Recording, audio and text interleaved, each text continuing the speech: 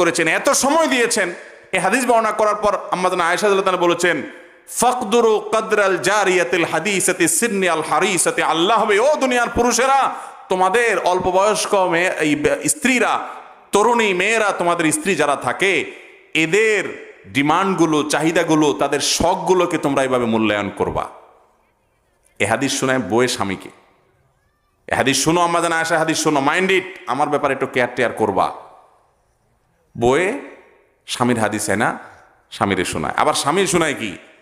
স্বামীর শোনায় যে নবী সাল্লাল্লাহু আলাইহি ওয়াসাল্লাম, তুমি হাদিস শুনছো, তিনি বলছে আল্লাহর পরে যদি কাউকে সেজদা করা যাইতো তাহলে আমাকে করা লাগতো। আমার পাওয়ার বুঝতেছো? মাইন্ড ইট ভাইরা আমার।